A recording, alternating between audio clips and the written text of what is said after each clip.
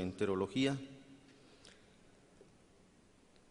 Vamos a continuar con la presencia del doctor Eduardo Álvarez Vázquez, quien es pediatra neonatólogo, laboró por 20 años en el Centro Médico Nacional La Raza como jefe de la Unidad de Cuidados Intensivos Neonatales.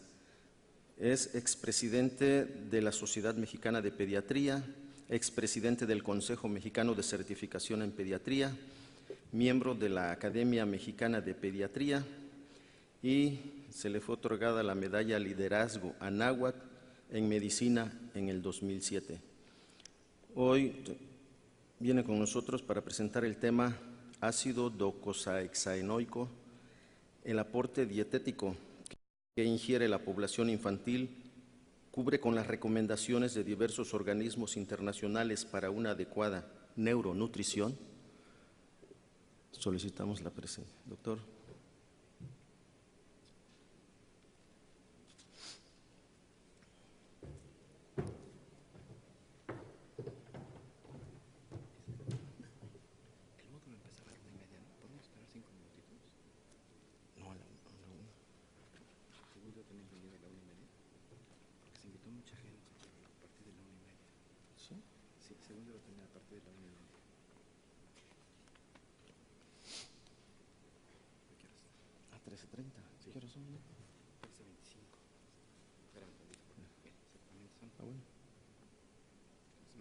¿5 minutos? Bueno, vamos a dar 5 minutos que falta para presentar este módulo. Una disculpa. Traigo 5 minutos adelantado mi reloj. Es que traigo la... A continuación, solicitamos la presencia del doctor Eduardo Álvarez Vázquez, quien es pediatra neonatólogo, quien laboró por 20 años en el Centro Médico Nacional La Raza como jefe en la Unidad de Cuidados Intensivos Neonatales. Es expresidente de la Sociedad Mexicana de Pediatría, expresidente del Consejo Mexicano de Certificación en Pediatría. Es miembro de la Academia Mexicana de Pediatría y se le fue otorgada la medalla Liderazgo Anáhuac en Medicina en el año 2007. El tema que nos va a presentar es ácido docosahexaenoico. El aporte dietético que ingiere la población infantil cubre con las recomendaciones de diversos organismos internacionales para una adecuada neuronutrición. Doctor, bienvenido. Gracias. Muy buenas tardes. Agradezco al comité organizador la oportunidad de participar en este importante foro de educación médica continua y el tema central va a ser revisar las recomendaciones de diversos organismos internacionales en la ingesta diaria de este ácido graso poliinsaturado de cadena larga, que por cierto, de hecho, dicho sea de paso, todo México y toda Latinoamérica tiene los consumos más bajos de este ácido graso poliinsaturado. Voy a ser muy concreto, voy a mandar mensajes muy específicos. El primer punto es compartirles a ustedes las gráficas del doctor Charles Nelson de Harvard sobre las bases estructurales del neurodesarrollo y el punto central de la conferencia va a ser precisamente hablar de las recomendaciones de diversos organismos internacionales en la ingesta diaria de este neuronutriente. Voy a empezar entonces por hablar de los aspectos básicos estructurales y funcionales del neurodesarrollo. Cuando doy esta conferencia siempre digo 2 palabras sobre la evolución antropológica del neurodesarrollo y en este sentido pues quisiera comentarles de manera muy breve que cuando aparece por primera vez el género Homo en la Tierra hace varios millones de años, en aquel momento el volumen cerebral, el volumen encefálico era de aproximadamente 600 centímetros cúbicos, hoy es de aproximadamente 1.350 centímetros cúbicos y una de las teorías que habla de esta parte de la encefalización, que así se conoce, es que cuando el hombre pasa de comer casi puro omega 6, que es lo que cazaba en tierra, y tiene acceso por primera vez al mar y de ahí obtiene el omega 3, es una de las teorías que supuestamente ayudaron al proceso de encefalización que tiene el ser humano. Precisamente es cuando el hombre llega al mar, ya lo veremos más adelante, que una de las mayores fuentes más ricas de este ácido graso poliinsaturado de cadena larga, el DHA, se encuentra precisamente en el mar. Hoy sabemos que estos ácidos grasos omega 6 y omega 3 son parte estructural y funcional de todo nuestro organismo, pero principalmente su acción principal es a nivel del sistema nervioso central y a nivel del sistema inmune. Aquí tenemos una pacientita de mi consultorio de 6-8 meses de edad, en donde si yo pudiera tener la posibilidad de entrar a su cerebro, y sabemos que el 60% del cerebro humano, el peso seco es grasa, el 80% de la mielina son lípidos, bueno, ahí se incorpora de manera muy significativa el DHA. Aunque la plática en esta ocasión no va a ser sobre inmunonutrición, también vale la pena recordar que si yo veo el aspecto estructural y funcional de las células que constituyen el sistema inmune, aquí tenemos por ejemplo un neutrófilo, si yo pudiera tomar un pedacito de esta membrana, aislarla, también el DHA y el ARA se encuentran aquí, nada más que hay una diferencia importante. Aquí, a diferencia del sistema nervioso central, el que predomina es el ácido araquidónico y tienen funciones importantes porque es el que libera muchas sustancias proinflamatorias, que dicho sea de paso, México tiene un alto consumo de ARA y bajo consumo de DHA, y eso, aunque no es el tema central de la conferencia, está originando lo que se llama hoy como enfermedad inflamatoria crónica de baja intensidad, que es parte de la patología crónica que estamos viendo hoy en nuestro país. Voy a ir a la parte central de mi conferencia. Esta parte me gusta mucho compartirla porque el doctor Charles Nelson fue el que ideó esta gráfica. Él es un neurólogo de Harvard y si ustedes la ven ahí, me va a decir, doctor Álvarez, se ve muy complicada, pero la vamos a desglosar de manera muy sencilla. Lo único que les pido es que por favor me sigan de izquierda a derecha y lo primero que se forma es el tubo neural a edades tan tempranas como son los 18 a 24 días de embarazo, en etapas muy tempranas. Por eso, este proceso que se conoce como neurulación, idealmente la ingesta de ácido fólico debería ser antes del embarazo y no cuando la mujer ya se sabe embarazada, porque lo primero que se va a formar, como vemos aquí, es el sistema nervioso central y el corazón antes del mes de embarazo. Y cuando esto sucede y no se toma, por ejemplo, el ácido fólico, bueno, cuando suben la raza 20 años trabajando, me tocó ver muchos defectos del tubo neural que tienen repercusiones graves para la vida y para la función. El otro proceso que sigue a continuación es el proceso de la migración celular, que se lleva a cabo entre las 6 y 24 semanas de gestación. Esto que estoy diciendo, doctores, son los periodos críticos del desarrollo cerebral. En este proceso de la migración celular, miles de millones de neuronas migran de la matriz germinal hacia la corteza cerebral para dar origen, entre otras cosas, a las 6 capas de la corteza cerebral. Los neurólogos pediatras les toca ver los trastornos de la migración celular, la agenesia del cuerpo calloso, la lisencefalia, la paquigiria, son ejemplos concretos de trastornos de la migración neuronal. Otro fenómeno maravilloso es el proceso de la mielinización. Ahorita que estaba abajo viendo los libros, me dio mucho gusto encontrarme la nueva versión del libro del doctor Joseph Volpe, junto con la doctora Claudina Miel-Tizón, tal vez sean las dos personas que más han investigado sobre la neurología neonatal. Y en esta quinta edición del doctor Joseph Volpe trae un capítulo muy interesante sobre la mielinización. Y es él, el doctor Volpe, el que dice que la mielinización inicia a las 20 semanas de gestación y termina, si ustedes siguen la línea en verde, aproximadamente entre los 8 y los 10 años de edad. No piensen que la mielinización termina en los primeros 2 años, no, doctores. Inicia en la etapa intrauterina y termina hasta los 10 años de edad. Vale la pena recordar que en esta muy bonita imagen que les presento, que el 80% de la mielina humana es grasa, 17% proteínas y 3% carbohidratos. Y dentro de esa mielina, que el 80% es grasa, ahí se encuentra incorporado el DHA. No hay tiempo, pero en otra ocasión podríamos hablar rápidamente de las reglas de la mielinización, céfalo-caudal, próximo-distal, pero un concepto que quiero que se lleven a casa es que, si ustedes me preguntaran, ¿qué función así vital tiene la mielina? Aumentar hasta 100 veces el diámetro de los axones, 100 veces, para poder eficientar el proceso de la neuroconducción. ¿Hay factores que pueden afectar la mielinización? Sí. Por ejemplo, los eventos hipóxicos isquémicos anteparto, transparto, postnatales, el síndrome de Torch, la desnutrición intrauterina, pueden afectar la calidad de esta mielina, el hipotiroidismo congénito también. Después tenemos otro fenómeno maravilloso que es el proceso de la sinaptogénesis. Son periodos críticos del desarrollo cerebral que, al igual que el anterior, doctores, inicia la etapa intrauterina un poquito después de la mielinización y va a terminar, fíjense qué interesante, hasta los 15 a 18 años de edad. Mientras que la mielinización terminó entre los 8 o 10 años, la sinaptización terminará entre los 15 y los 18 años de edad. Hace muchos años alguien dijo que somos productos de nuestra genética y medio ambiente, y en particular en la sinaptogénesis el medio ambiente favorece mucho el desarrollo de la misma. Afecto, cariño, estimulación múltiple temprana, musicoterapia, son los factores que inciden en la mielinización. Aquí les muestro algo muy interesante, no cabe duda que la naturaleza es maravillosa. Fíjense que el proceso de mielinización y sinaptización es muy importante en dos áreas vitales del cerebro, la corteza visual y la corteza auditiva.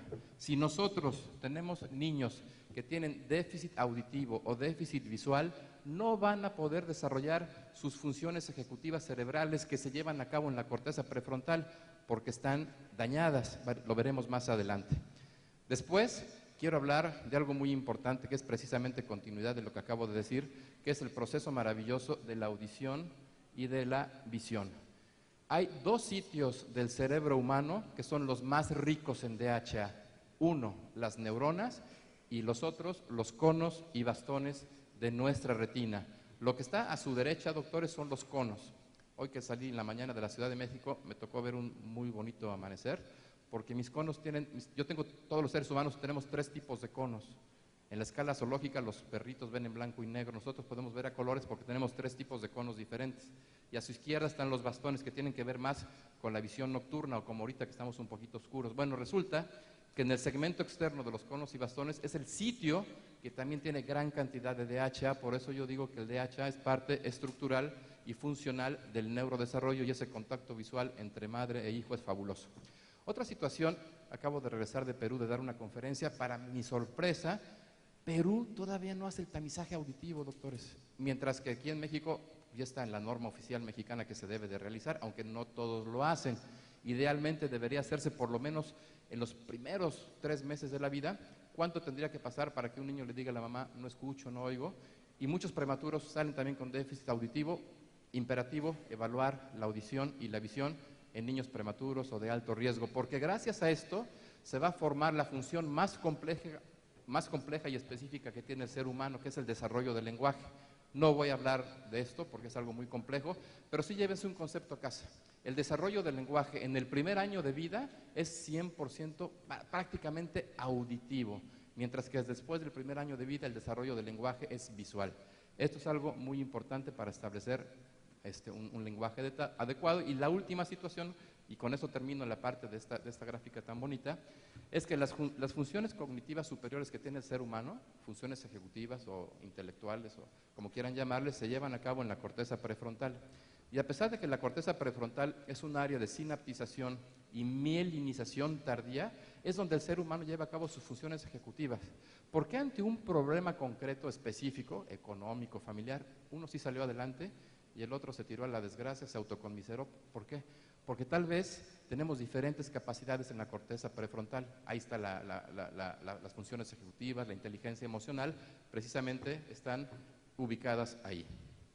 Después, quiero comentarles que el desarrollo de la corteza prefrontal, anteriormente se pensaba que era de los adolescentes, ¿no? Hoy se sabe que el desarrollo de las funciones ejecutivas tiene un gran desempeño en los primeros 5 años de vida. En resumen, en todos estos procesos que acabo de comentar, sinaptogénesis, mielinización, migración, neurogénesis y gliogénesis, este ácido graso tiene mucho que hacer. Hoy todavía no tenemos foros conjuntos entre pediatras y ginecólogos, porque son muy poquitos los ginecólogos que están recomendando el consumo de DHA durante el embarazo. Y aquí van a ver algo muy bonito, cómo fluye este ácido graso poliinsaturado a través de nuestro cerebro humano. Una vez que lo ingerimos, su farmacocinética, su farmacodinámica tiene gran capacidad para absorberse, pasa por el tubo digestivo y principalmente se deposita aquí, en el sistema nervioso central. Eso que están viendo es la barrera hematoencefálica entre los capilares y los astrocitos, y el astrocito no se queda con el DHA. El DHA se lo envía a la neurona y la neurona lo concentra. Por eso yo les decía que es el sitio que tiene mayor cantidad de DHA junto con los conos y los bastones de la retina.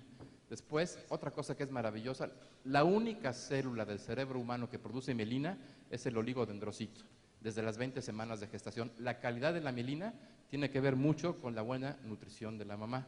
Y este concepto que parece básico, pero que no se nos olvide, entre el nacimiento y los primeros 5 años de edad, el cerebro humano crece un 85%. Es increíble decir que el perímetro cefálico a los 5 meses es más que la talla al nacer de un niño que es de 50 centímetros. ¿Qué es lo que nosotros queremos con nuestros hijos y con los 2 millones de niños que nacen año con año en México? Pues que tengan un desarrollo integral, conductual, auditivo, visual, para que precisamente este niño pueda a futuro integrarse bien a su vida escolar, a su vida familiar.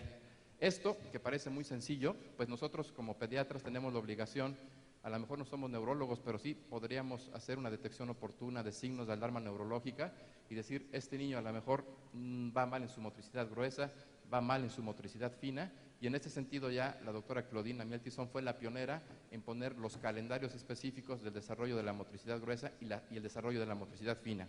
Conforme el niño va creciendo, se va sinaptizando, se va mielinizando, empieza a hacer una serie de cosas que son la resolución de problemas. Para que este niño que está aquí pueda encontrar ese juguete que se le escondió, parecería muy sencillo, pero requiere muchas cosas. Algo que nos falla mucho a los adultos, la atención.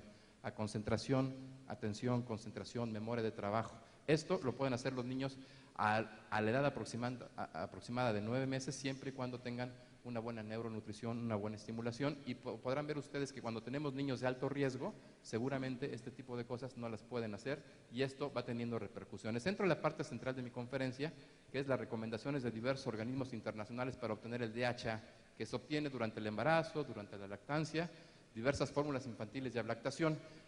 Hoy, siempre la lactancia materna, que debería ser exclusiva, al menos durante los primeros 6 meses de vida, hay una preocupación.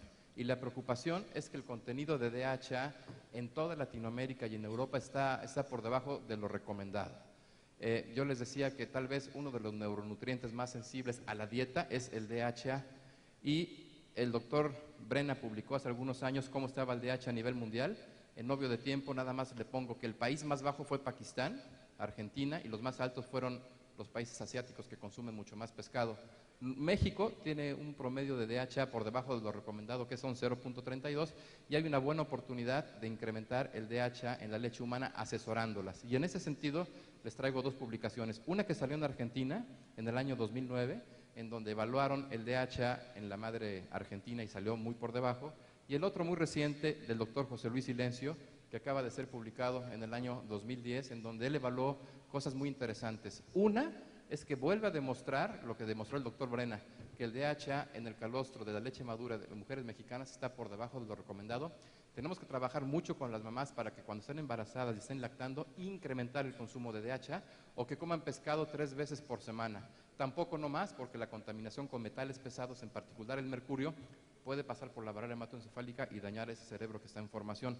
Pero, insisto, el doctor Silencio vuelve a demostrar, y otra cosa que nos preocupa mucho, que está en este estudio, ya se encontró, no sé si por primera vez o no, pero el doctor lo reporta, la presencia de ácidos grasos trans en la leche de la madre mexicana. Hay que mejorar mucho su dieta, porque eso está haciendo programaciones metabólicas anormales que después tienen impacto pues a largo plazo. Cuando vemos esta fotografía de un fotógrafo profesional que se llama Peter Menzel, me gusta mucho porque él dice, miren, estos son los principales alimentos en Latinoamérica. Primer lugar mundial en consumo de refrescos, etcétera, etcétera, etcétera. Y el consumo de pescado queda muy por debajo de lo recomendado, nada más se pone como maderita pegado a la pared, pero no se consume. A pesar, cuando doy esta plática me dicen, doctor Álvarez, es que es muy caro el salmón. No es cierto, una lata de atún, una lata de sardinas, trucha que tenemos en México, los pescados de agua fría son ricos en DHA, la trucha es rica en DHA y la tenemos en México.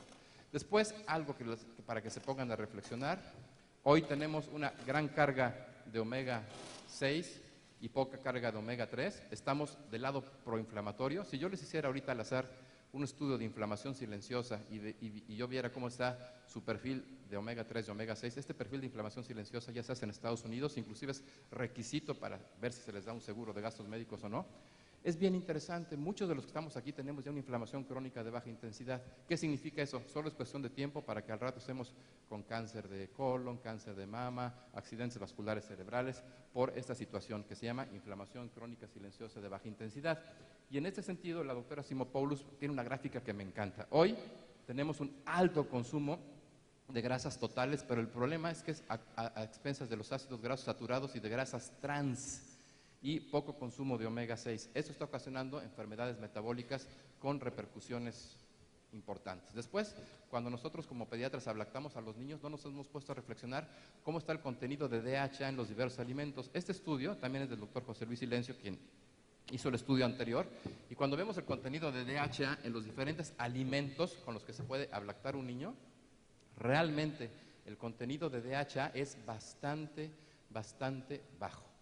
A excepción, inclusive, la carne de cerdo, los embutidos que nos gustan mucho son muy bajos en DHA.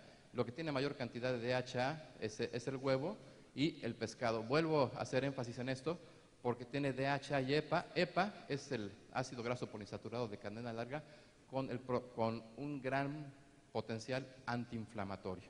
Entonces, deberíamos de comer 3-4 porciones de pescado por semana, no más por la contaminación de los mares, y tendríamos una fuente importante de estos ácidos grasos poliinsaturados. Hoy, ante esta situación en donde a nivel mundial hay muy bajo consumo de estos ácidos grasos del DHA, ya se han publicado recientemente cómo debe ser el consumo de estos, pues de este omega 3. De 0 a 6 meses en particular, el consumo debería ser de un 0.3% de DHA, es decir, del 100% de ácidos grasos, el 0.3% debería ser de DHA de 0 a 6 meses, y de 6 a 24 meses lo ponen de 10 a 12 miligramos por kilo por día, y se pone en rojo, que en esta etapa de la vida, sobre todo en el primer año de vida, tiene una situación crucial en el desarrollo visual y cerebral. Y hay otros organismos internacionales que ya han publicado esto. La Agencia Europea de Seguridad Alimentaria es la equivalente a la FDA de Estados Unidos. También publicó que de 0 a 6 meses debe haber un 0.3% de DHA, y de 6 a 24 meses 90 a 150 miligramos al día. ANSES es la Agencia Francesa de Seguridad Alimentaria en Francia, y también publica de 0 a 6 meses 0.3%, y de 1 a 3 años 70 miligramos al día de DHA. Nosotros como pediatras siempre estamos apresurados en nuestro consultorio, en el hospital, y de repente no hacemos la comparación de cómo está el nivel de DHA. Hoy quisiera hacer una observación, no lo había hecho anterior, pero voy a aprovechar este foro. Hay un concepto muy importante. Del 100% de ácido alfa-linolénico que yo tome en mi dieta, menos del 0.5% o máximo el 1% va a llegar a DHA. En el proceso de elongación y de saturación, solamente del 100% de ácido alfa-linolénico, menos del 1% va a llegar a DHA. Por lo tanto, es importante dar fuentes directas de DHA que se pueden encontrar en la leche humana, que hay que incrementar el consumo de DHA en fórmulas de inicio, en fórmulas de continuación. Vean y comparen los niveles. Y la otra situación es que ahora con los problemas metabólicos que estamos viendo, hay foros donde ya están hablando de problemas de hiperlipidemia, hipercolesterolemia en el adolescente. Se ha recomendado que en vez de tomar leche entera de vaca a partir del año de edad, se den leches de crecimiento, que cuando comparan una y otra, pues la cantidad de DHA, de hierro, pero sobre todo, al comparar las grasas totales, las grasas saturadas y el colesterol, sí hay diferencias importantes en el. Y ahora acababa de ver, ¿se acuerdan que México publicó el plato del buen comer? También ya publicó la jarra de bebidas saludables, y en la jarra de bebidas saludables se insiste en que los pequeñitos ingieran leches semidescremadas. Finalmente, ya para terminar y darle paso a mis compañeros, hoy todos los que estamos aquí presentes somos producto de nuestra genética y de nuestro medio ambiente. La expectativa de vida ha incrementado, sí, en parte por la genética, pero en parte porque de alguna manera hemos logrado modificar el medio ambiente, pero todavía tenemos grandes retos nutricionales para poder mejorar el proceso de la nutrigenómica y la nutrigenética. Hoy ya sabrán ustedes que uno de los grandes foros de investigación es la programación metabólica temprana, y lo ideal sería desde antes de que la madre se embarazara, pero hoy hay enormes informaciones, sobre todo en los países nórdicos, de cómo una programación metabólica temprana puede favorecer la prevención de enfermedades crónicas. El concepto de que los primeros 5 años de vida es cuando más se desarrolla el potencial del neurodesarrollo de estos pequeñitos, y hoy sabemos que toda Latinoamérica Europa, salvo Asia, tienen una ingesta de DHA por debajo de la recomendación de diversos organismos internacionales. Los consensos indican que debería tenerse una ingesta aproximadamente de DHA de 0 a 6 meses de 0.3%. Y finalmente, hoy con los problemas metabólicos que estamos viviendo, las leches de crecimiento deben tener un perfil de lípidos y metabólico más sano que una leche entera de vaca. Termino ya con esta última información. Ustedes recordarán que Gabriela Mistral es la única mujer latinoamericana que recibió el Premio Nobel de Literatura hace varios años. Lucila Godoy era su nombre, y lo traigo aquí porque dijo unas palabras muy bonitas para el inicio de la vida. Nosotros podemos ser culpables por muchos errores y muchas faltas, pero nuestro peor crimen es abandonar a los niños y niñas negligentemente en el inicio de sus vidas. Muchas de las cosas que necesitamos pueden esperar, pero los niños no, porque en ese momento sus huesos y su sangre se están formando y sus sentidos, audición y visión, se están desarrollando. Para ellos no podemos responder mañana, su nombre es ahora y por eso es que estamos aquí. Por su atención, muchas gracias.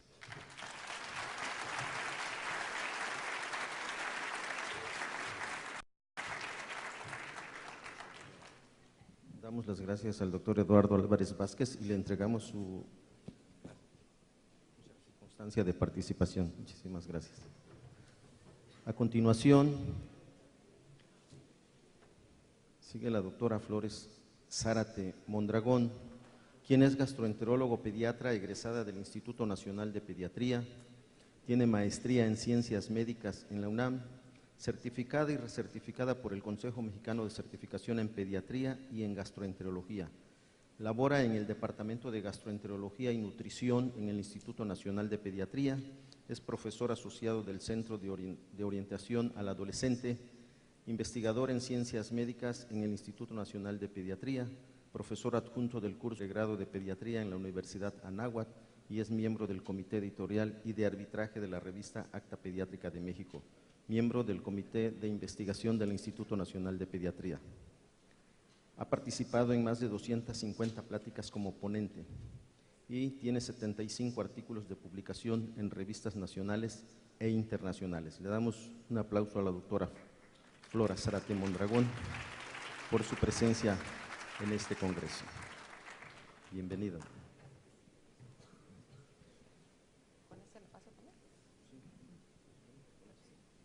Hola, buenas tardes a todos. Quiero agradecer su presencia y sobre todo al comité organizador por invitarnos a dar esta plática. Cuando me dijeron, tienes que dar urgencias gastrointestinales, dije, en la torre, pues sí, yo soy gastro, pero urgencias no. Entonces, lo que traté de hacer cuando empecé a revisar más sobre este tema es que realmente esto pertenece más al área de cirugía. Sin embargo, dije, bueno, pues primero eres pediatra, ¿no? Entonces, tú como pediatra, ¿cómo abordarías estos pacientes? Entonces traté de resumirlo y de hacerlo de una forma más sencilla para que todos pudiéramos saber qué debemos de hacer. Entonces el objetivo de esta plática va a ser analizar las principales causas. No se asusten, no les voy a echar todo el rollo de los vólvulos y de… no, o sea, vamos a ver qué pasa con ellos y por qué es importante verlos, pero sin irme de patología en patología. Y esta plática está enfocada a los recién nacidos y al lactante menor, o sea, al menor de 1 año. Vamos a ver cómo podemos hacer un abordaje diagnóstico de estos padecimientos, cómo el pediatra, porque finalmente la mayoría de estas situaciones se resuelven quirúrgicamente, pero nosotros como pediatras, ¿qué podemos hacer con nuestros pacientes? Y obviamente referir oportunamente al cirujano. Entonces, ¿cuáles son las urgencias más comunes y más temidas para nosotros los pediatras? Primero será el dolor y obstrucción intestinal, en el cual en los niños, sobre todo en el niño muy pequeño, es muy difícil a veces de identificar la presencia de dolor. Entonces vamos a ver qué signos podemos encontrar para decir, bueno, este paciente tiene algún problema. Y después el sangrado de tubo digestivo, que esto sí ya es más gastroenterológico. Entonces sabemos que el dolor abdominal, aproximadamente 1/3 de los pacientes que acuden a consultas no van a tener diagnóstico. Esto es, el médico los ve y dice, pues sí, está irritable, no sé, y los manda a su casa. Y después llegan a los servicios de urgencias con problemas mucho más serios. Definir dolor en el paciente neonatal y lactante menor es muy difícil. No es tan fácil poder identificar cuando un bebé tiene dolor. Y esto habla mucho de que cuando llegan a los servicios de urgencias, a veces lo reciben médicos que no han tenido experiencia o que no le hacen mucho caso a la mamá. Y aquí parte un punto muy importante. Si la mamá dice está diferente, hay que hacerle caso. Muchas veces la única manifestación de que el niño se siente mal es que su comportamiento cambia, sin necesidad de que haya algún otro dato. Entonces, los datos clínicos que podemos ver en el dolor abdominal en el paciente lactante menor y neonato puede ser lo que les comentaba, solamente un cambio en el comportamiento, llanto persistente, aquel niño que está llori, no calla y no se puede consolar, no obstante que la mamá lo cargue, que haya irritabilidad, que no duerma, somnolencia y agitación.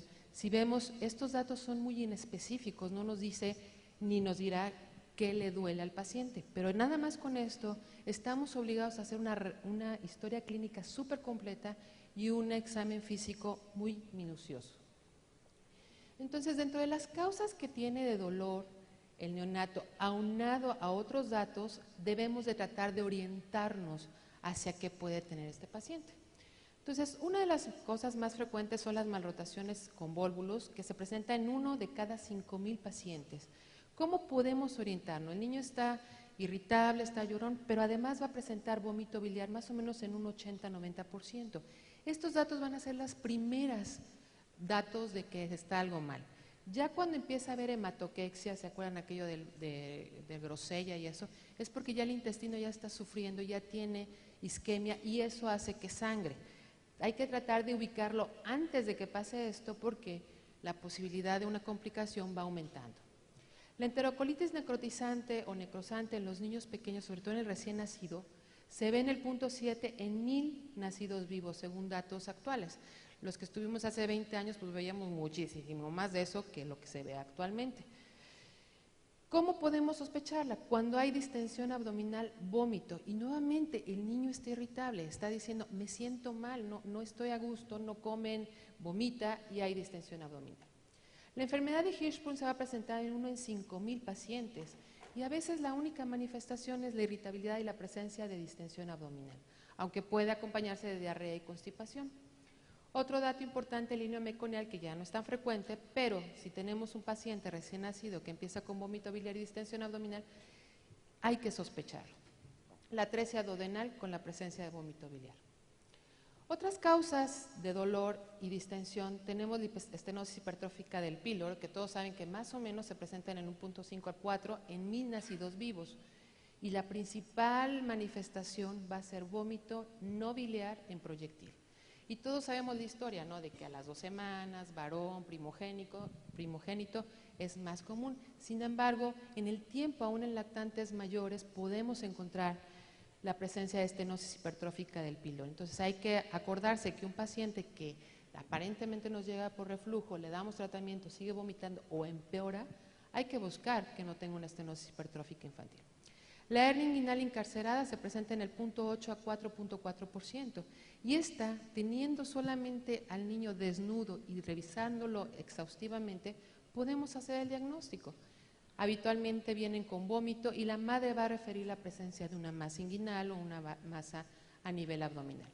El divertículo de Meckel, que también se presenta en el 2 al 3% de la población, dependiendo de la edad donde se presente, pero hablando del lactante menor, habitualmente lo que nos da son cuadros de obstrucción intestinal y de sangrado, que ahorita vamos a hablar del sangrado. En los niños menores de 2 años es más común el sangrado, en niños mayores puede haber obstrucción. Sin embargo, en el neonato y en el lactante menor también se ha descrito que esta patología nos pueden dar datos de obstrucción. ¿Cuándo hay que sospecharla? Cuando hay vómito biliar o bien un sangrado de tubo digestivo bajo anemizante. La intosuscepción se va a presentar en 1 de 2000 casos de nacidos vivos y nuevamente el vómito, el dolor cólico abdominal y el paciente está apático. Si se fijan en todas, el vómito sigue siendo un punto cardinal. Entonces, aquí nosotros recomendamos que en un paciente que esté vomitando, no hay que decir, tiene reflujo, dele cisaprida y omeprazol y se le va a quitar, hay que revisarlos. Y si además encontramos que hay distensión abdominal y el paciente está muy irritable, no hay que olvidar estas causas de obstrucción intestinal. Y apendicitis, que se presenta más en preescolares, pero también está referido que hasta en 1.4% de la población se puede presentar en menores de 1 año. Y aquí ya sabemos todos que puede haber anorexia, vómito, puede estar agitado, con fiebre, irritabilidad y letargia. Entonces, ¿cuál va a ser el abordaje diagnóstico de estos pacientes? Como pediatra siempre la historia clínica es fundamental. ¿Cuándo empezó? ¿Qué lo exacerbó? ¿Qué lo disminuyó? ¿Qué otros síntomas están acompañando? La exploración física también es muy importante. No debemos de ser médicos legistas, o sea, que nada más de lejitos lo vemos y ya. No, hay que explorarlo de pies a cabezas y aquí como nutriólogo diríamos que hay que medirlos, pesarlos y medir la cabeza por lo que ya habían comentado antes. Entonces, si tengo un paciente que está irritable y su peso y su talla no es adecuada, algo está pasando. Y además tiene distensión abdominal y además tiene constipación, pues a lo mejor va a ser un Hirschsprung. Y hay que ver cuándo fue su primera evacuación, qué tipo de evacuaciones tiene, cómo es el vómito, hacer una semiología lo más completa posible. Siempre hay que tomar exámenes de laboratorio básicos y aquí los electrolitos séricos son muy importantes, sobre todo en aquel paciente que está vomitando, porque todos sabemos que pueden tener trastornos hidroelectrolíticos que hay que corregir antes de que se opere. Luego viene una serie de estudios que vamos a ir analizando uno por uno qué utilidad tiene. Pero tal vez de primer contacto nosotros como pediatra, la radiografía de abdomen va a ser fundamental que la hagamos. ¿Por qué? Porque este estudio tan simple, en el 80% de los casos me va a dar datos de que hay una obstrucción intestinal. Aunque se refiere que en un 20% puede estar normal. Y ahí empiezan los demás estudios que podemos hacer. Entonces, en el examen físico, si tengo un paciente que se ve mal y que tiene una gran distensión abdominal y es un neonato, debo de sospechar inmediatamente que se trata de alguna obstrucción. ¿Cuál? Pues una atresia de duodenal o una atresia ileal o alguna malrotación, no sé, cualquier cosa. Pero esto ya nada más de entrada tiene que llamarme fuertemente la atención y obligarme a estudiar a este paciente. Cuando el paciente está muy irritable o con vómitos biliares, son datos sumamente importantes. Vómito biliar, estamos obligados a investigar qué está pasando. Y bueno, a veces podemos ver esto y no necesitamos ni radiografía ni ultrasonido para saber que hay una hernia acá y otra hernia acá. Entonces, recuerden, sí es muy importante la historia clínica y también es muy importante un examen clínico completo. En la radiografía, ¿qué podemos ver? Todos los pediatras hemos visto alguna vez esto, la imagen de doble burbuja que correspondería a una atresia duodenal. Y con esto yo ya hago diagnóstico y refiero al cirujano. No se vale, ay, vamos a hacerle más cosas a ver si tiene otra. No, hay que referirlo oportunamente. O bien tenemos esta placa, un paciente también muy irritable con una gran distensión y si vemos no hay aire a nivel colónico y se ven muy dilatadas todas las ascias intestinales. Este paciente tenía una atresia ileal. Entonces, simplemente con la radiografía de abdomen simple en un paciente, las características que hemos estado hablando, podemos orientarnos a que hay una obstrucción intestinal. Luego, si queremos ser o tenemos alguna inquietud de que a lo mejor no, pues podríamos hacer una serie gastroduodenal con tránsito intestinal. Y aquí, por ejemplo, vemos que está el estómago, que apenas el duodeno y todas las... El duodeno hace como la C que debería de hacer y todas las asas se van al lado derecho, normalmente debería irse al lado izquierdo. O sea, aquí hablamos de una malrotación intestinal y esta la importancia que tiene es que puede volvularse en cualquier momento. Entonces, esto también, cuando tenemos un paciente que ha estado vomitando y con el tratamiento no responde o que tiene distensión abdominal persistente, estamos obligados a hacer una serie esofágico-gastrodenal. En esta otra vemos cómo apenas pasa un hilito del medio de contraste. Este niño tenía una atresia duodenal y ya no pasa más, con una gran dilatación del estómago y del duodeno. Entonces, el estudio varitado también nos ayuda a poder definir cuál es el origen de la obstrucción. El colon por enema nos es muy útil cuando sospechamos una malrotación. En el anterior queremos de ver qué tipo de malrotación es, entonces tenemos que hacer un colon por enema y se comprueba perfectamente la malrotación. El colon por enema simple, sin preparación, cuando estamos sospechando un Hirschsprung, es sumamente importante. Y esto es vital que recuerden, cuando hay una sospecha de Hirschsprung, no se debe de laxar al paciente, o sea, no se debe limpiar para hacer el colon por enema. ¿Por qué? Porque si lo limpiamos, puede suceder que no veamos la zona de transición. Entonces, en este que es un colon por enema sin preparación, se alcanza a ver perfectamente la zona de transición. Entonces, el colon por enema simple, sin preparación, nos es muy útil. ¿El ultrasonido en qué situación lo podemos utilizar? Para ver una hipertrofia pilórica. Actualmente en el paciente que sospechamos es el primer estudio que se hace y si en el ultrasonido dice que tiene un grosor importante del píloro, pues ya no se hace ningún otro estudio y entra a cirugía. La serie, antes de que hubiera el ultrasonido, pues era de mucha utilidad porque también podíamos ver que no hay paso del estómago hacia el duodeno y hablábamos de una hipertrofia pilórica. Sin embargo, actualmente la gran mayoría prefiere un ultrasonido del píloro. La manometría anorrectal, ¿cuándo va a estar indicada? Cuando estamos sospechando que hay una enfermedad de Hirschsprung y tenemos un colon por enema de estas características, o aún sin el colon por enema con estas características, sobre todo en niños muy pequeñitos, el 30 al 40% podemos no ver zonas de transición. Entonces estamos obligados a hacer una manometría anorrectal donde vamos a buscar el reflejo recto anal inhibitorio. La ausencia de este reflejo recto anal inhibitorio nos hablaría de la posibilidad de Hirschsprung y nuevamente habría que referirlo al cirujano. Otros datos de urgencia va a ser el sangrado de tubo digestivo tanto alto y bajo en el paciente pediátrico, sobre todo en los menores de 1 año. Entonces aquí es importante definir qué grado de sangrado tiene y qué localización tiene nuestro sangrado. Y aquí lo definimos entre anemizante, no anemizante y sangrado alto y bajo. Dentro del sangrado alto y bajo, recuerden que el ángulo de Treitz, que es la unión de la tercera y cuarta porción del duodeno, hablamos que todo lo que es de ahí para arriba es alto y de ahí para abajo es bajo. Y esto es importante por lo que ahorita les voy a comentar. Entonces, la anamnesis nuevamente viene a ser muy importante. No es lo mismo que tengamos un sangrado de tipo melena, que todos sabemos que es negro, chicloso, maloliente, un sangrado vinoso que viene mezclado con las evacuaciones, que sería la hematoquexia, y un sangrado rojo brillante, que sería la rectorragia.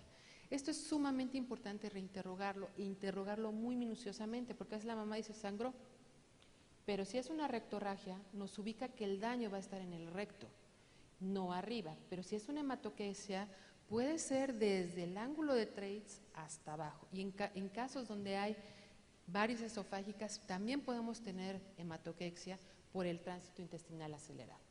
Y si es melena, nos ubica habitualmente el sangrado de tubo digestivo alto. Sin embargo, en algunas patologías, como es el divertículo de Meckel con mucosa gástrica ectópica, aunque está en ilion, podemos ver melena. Y en los pacientes que tienen un tránsito intestinal lento, también podemos ver melena. Entonces, ¿qué vamos a hacer? Primero, identificar o tratar de identificar dónde está el sitio de sangrado. También ver si es anemizante. Ya sabemos que muchos sangrados crónicos me van a anemizar al paciente, pero esta clasificación de decir anemizante o no anemizante se refiere a algún sangrado agudo, donde va a afectar el estado hemodinámico con una pérdida mayor del 20% del volumen total sanguíneo y va a dar una anemia aguda. O sea, ya sabemos que muchos pueden dar anemia crónica, pero para clasificarlo anemizante, y ahorita les voy a decir por qué es importante, tenemos que cumplir alguna de estas situaciones. En el neonato, ¿cuáles son los anemizantes? Alteraciones de la coagulación, aquel paciente que no le pusieron la vitamina K, que ahorita ya habitualmente es raro que pase eso, pero aún así puede pasar. Malformaciones arteriovenosas, úlceras perforadas y hace algunos años pues hemos agregado la alergia a la proteína de leche de vaca, que también puede anemizar al paciente. Dentro de los no anemizantes, la enterocolitis necrosante, que aquí tenemos un paciente con los datos anteriores que hemos estado mencionando y sangra, hay que sospechar que sea una enterocolitis necrosante. Puede haber una alergia a la proteína de la leche de vaca, gastritis, úlceras, Hirschsprung. El Hirschsprung también se ha reportado que en un 5 o un 10% pueden presentar sangrado y de hecho algunos Hirschsprung pueden debutar como una enterocolitis necrosante. O sea que el paciente que tiene enterocolitis necrotisantes de repetición hay que descartar que no es una enfermedad de Hirschsprung. Las duplicaciones intestinales, el vólvulo intestinal y la coagulopatía.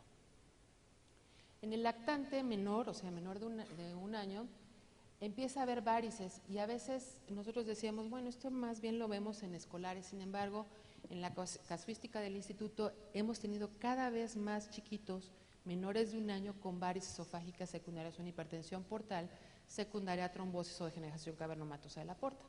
Las malformaciones arteriovenosas, úlceras perforadas, APLB, aquí empieza a aparecer ya el divertículo de Meckel, la duplicación intestinal y los hemangiomas. Y todas son las otras causas que pueden ser no anemizantes. Entonces, ¿aquí qué hacemos? Lo primero es ver si lo que dice la mamá que tiene es sangre. Y si lo es, si es del paciente, sobre todo en el paciente neonatal, cuando hay grietas en los pezones o se irrita el pezón, puede presentar sangrado, la mamá y el bebé ver nosotros melena. Entonces, siempre hay que tratar de identificar si realmente es sangre primero y si es del paciente. Ya habíamos comentado si es alto o bajo, tratar de ubicar dónde está el sangrado, si es anemizante o no anemizante, y ya una vez que tengamos el tratamiento, pues dar el diagnóstico específico y ver el sitio de la hemorragia. Si tenemos unas varices, pues en niños menores de 1 año pues hay que esclerosarlas, en niños más grandes pues hay que ligarlas. Punto importante que luego se nos olvida, sangrado ficticio, sobre todo en el lactante menor que empieza a comer cosas. Hay alimentos, por ejemplo, las gelatinas rojas, que tienen colorantes y pueden teñir las evacuaciones de rojo, y no por eso es sangrado, es un sangrado ficticio. El ponche de frutas, el betabel, los laxantes, la DFH, la rifampicina, aquellos chiquitos que tienen convulsión y se están tomando DFH puede teñirse de rojo. De negro el subsalicilato de bismuto, el uso de hierro, las espinacas, el arándano, el regaliz, el carbón activado, todos esos pueden teñir las evacuaciones y no necesariamente, bueno, pues no va a ser un sangrado, es un ficticio. Entonces ya una vez que ubicamos que es un sangrado de tubo digestivo alto, tengo que hacer una historia clínica muy detallada. Nuevamente, la historia clínica nos va a orientar hacia dónde puede ir el problema. Hay que hacer un examen físico detallado, si tiene datos de hepatopatía crónica, si no tiene datos de hepatopatía crónica, si tiene esplenomegalia, si no hay esplenomegalia, etcétera. Obviamente hay que hacer una biometría hemática para saber si está anemizando o no, y los tiempos de coagulación van a ser vitales para saber si es una coagulopatía o no. El guayaco, que cada vez se usa un poco menos, pero puede ser de utilidad. Entonces, resumiendo, cuando tenemos un paciente con sangrado de tubo digestivo alto, las 4 causas principales de anemizantes son las varices esofágicas, las malformaciones arteriovenosas, la úlcera penetrada y perforada y la alergia a la proteína de leche de vaca. Entonces, nuestro abordaje va encaminado a eso. Si yo estoy sospechando que es alto, la endoscopía va a ser fundamental hacerla.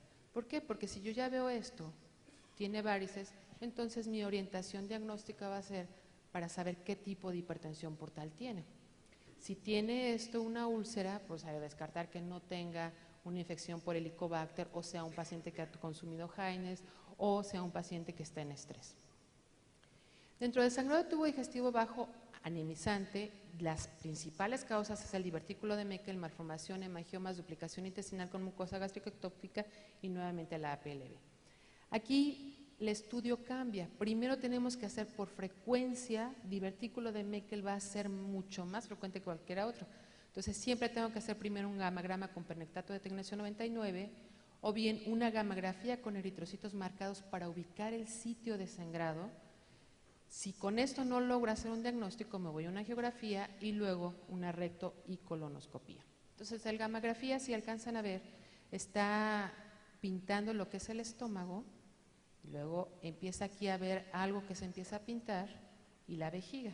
Esto es un divertículo de Meckel. En este otro caso es un gamagrama con eritrocitos marcados, en donde se empieza a ver cómo se forma una bolsita y empieza a salir la sangre. Entonces aquí nos está ubicando dónde está el sitio de sangrado. Si con estos 2 estudios no podemos hacer un diagnóstico, tendríamos que hacer una angiografía y con eso, ya sea de mesentérica superior o mesentérica inferior, podemos ubicar malformaciones arteriovenosas, en estos 2 casos, o bien hemangiomas. Y si con eso no, en la colonoscopía en los casos de sangrado de tubo digestivo bajo anemizante no son tan útiles, pero en un 30% de las malformaciones arteriovenosas podríamos llegar a verlos, ya sea como una vena muy dilatada o bien como una presencia de algo como angiodisplasia. Entonces, ¿qué vamos a hacer? Nosotros como pediatras no vamos a resolver estos problemas, pero sí tratar de hacer un diagnóstico oportuno va a ser fundamental. Una vez que hacemos esto hay que recordar y nunca olvidar el ABC, o sea, hay que estabilizar al paciente antes de hacerle cualquier cosa, darle medidas de sostén, tratar de hacer el diagnóstico lo más adecuado posible para poderlo referir adecuadamente. Evidentemente el tratamiento va a depender de la causa, y yo no soy cirujana, así que yo no les voy a hablar de las cirugías. Habitualmente es quirúrgico y lo más importante es enviar oportunamente al cirujano. Si tenemos algún dato de todos los que les he ido mencionando, alguna situación que me está orientando que es una obstrucción o que es un sangrado, yo no lo voy a resolver, lo voy a estabilizar y se los tengo que enviar a los cirujanos. Muchas gracias por su atención.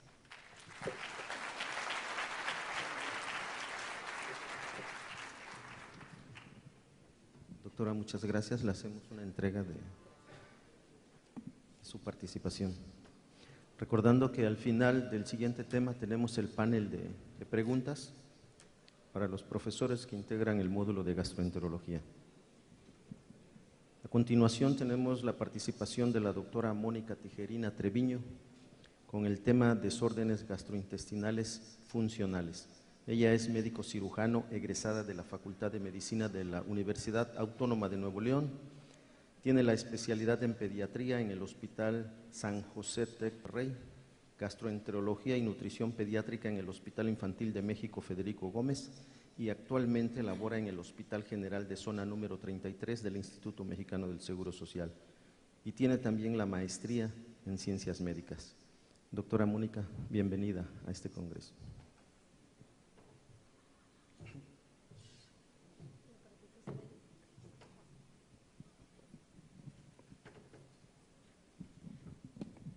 Bueno, pues buenas tardes. Es un placer estar aquí con ustedes. Quiero agradecer al comité organizador la oportunidad que me dan de poder compartir este tema que es tan importante dada la frecuencia del mismo y dada la afectación que puede tener en la calidad de vida de los pacientes que la presentan. El tema del que yo voy a platicar el día de hoy son los desórdenes gastrointestinales de tipo funcional.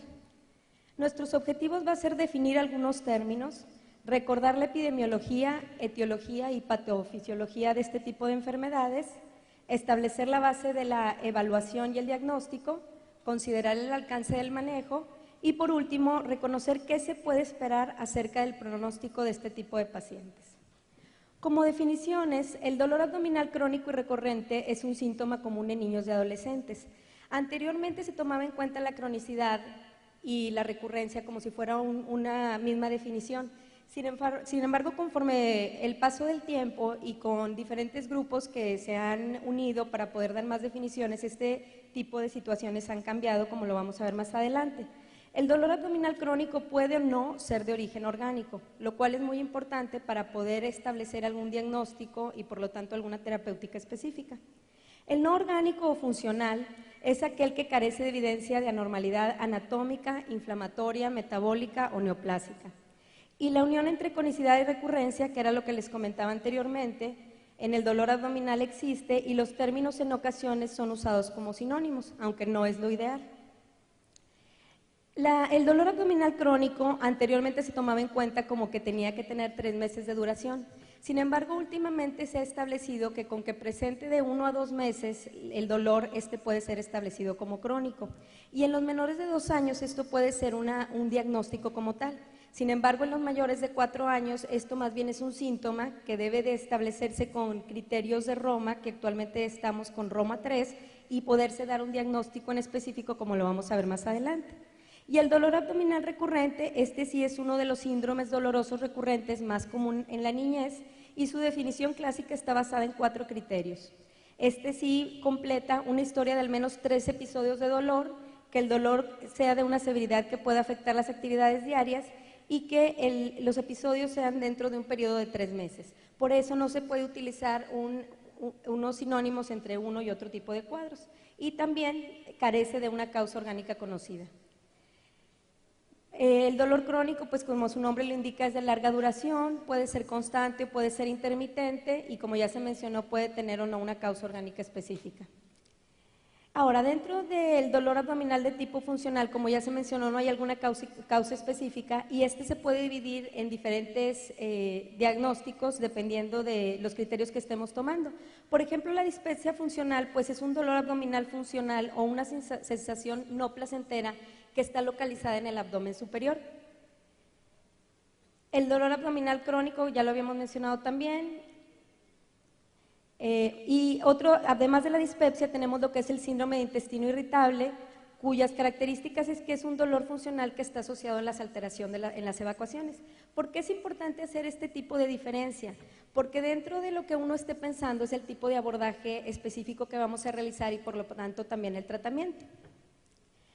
Dentro de lo que es la migraña abdominal, esta puede tener manifestaciones de migraña también, que el dolor abdominal puede ser de tipo paroxístico, puede estar o no asociado a anorexia, a náusea, a vómito, a palidez, así como una historia materna de migraña. El síndrome de dolor abdominal funcional, como su nombre lo indica, es un síndrome, ¿verdad? O sea, está compuesto por datos que son signos y también por síntomas, y que además de cumplir los datos para dolor abdominal funcional, puede tener características o de dispepsia, o de síndrome de intestino irritable, o de migraña abdominal.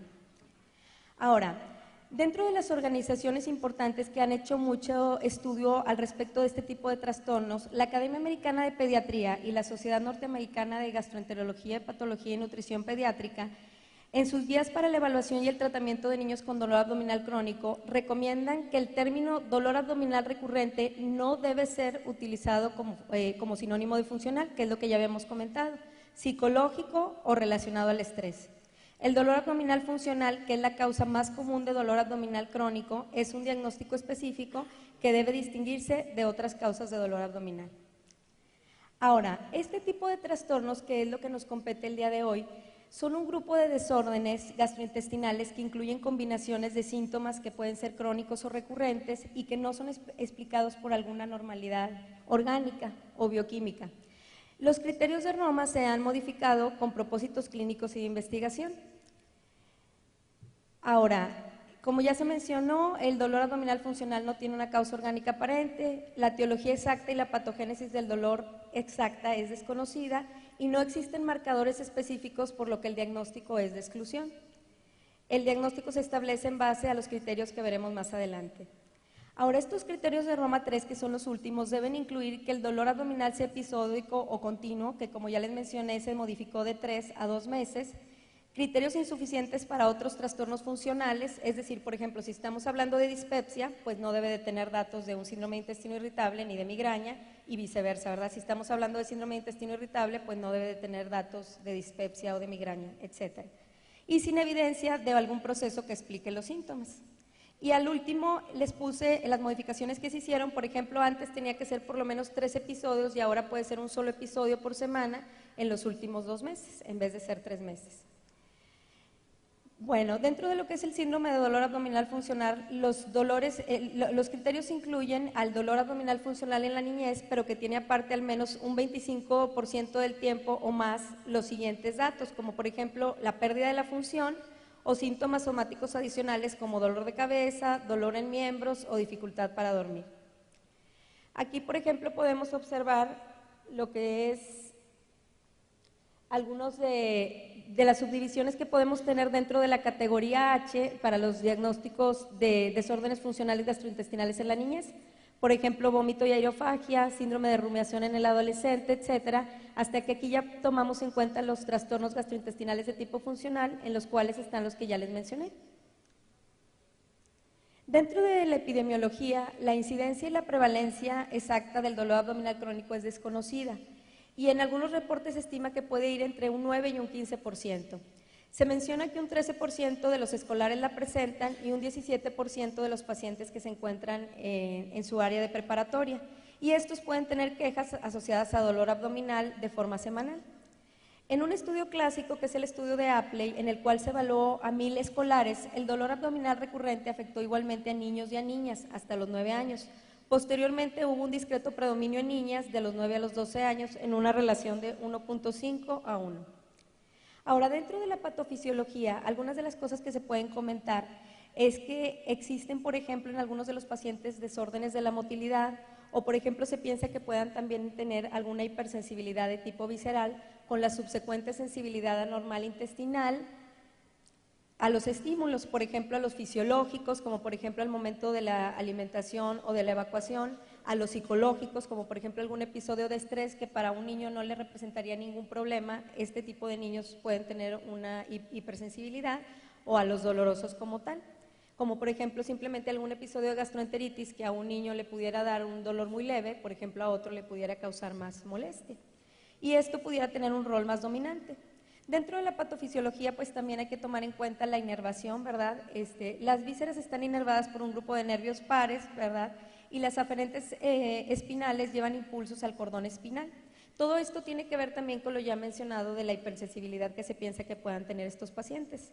El cuerno dorsal del cordón espinal regula la conducción de impulsos de los receptores periféricos del dolor a la médula espinal y al cerebro, y la experiencia de dolor se puede ver influenciada por los centros emocionales y los cognitivos. Dentro de esta misma patofisiología es importante mencionar que se requiere de un funcionamiento correcto del sistema neuronal entérico para poder tener una coordinación adecuada y que no se presenten este tipo de síntomas. Las anormalidades en el mismo pudieran ser un factor contribuyente y la inflamación del intestino pudiera jugar un rol en el dolor abdominal funcional debido a los efectos de los mediadores que se presentan en lo que es la inflamación. Ahora, dentro de la patogénesis de los trastornos funcionales intestinales, es muy importante que mencionemos a todos estos que están aquí, como por ejemplo los trastornos de motilidad, los aspectos psicológicos y los aspectos sensoriales. ¿Por qué? Porque esto es importante, ya que si nosotros damos algún tipo de manejo y no se corrige algún otro de los factores que están ejerciendo algún factor en esta situación, el paciente no va a poder presentar mejoría en los síntomas. Dentro de las presentaciones clínicas, los niños que tienen dolor abdominal recurrente tienden a presentar una de 3 presentaciones: el dolor abdominal que es paroxístico aislado, el asociado a síntomas de dispepsia o el asociado a algún patrón intestinal alterado.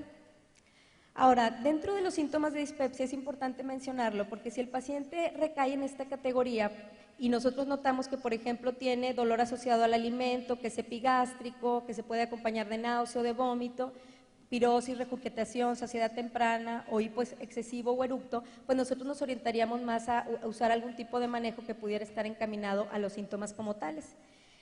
Por ejemplo, los síntomas de patrón intestinal alterado, pues el paciente, por ejemplo, los de síndrome de intestino irritable, pues puede presentar diarrea, pueden presentar constipación o alguna sensación de evacuación incompleta.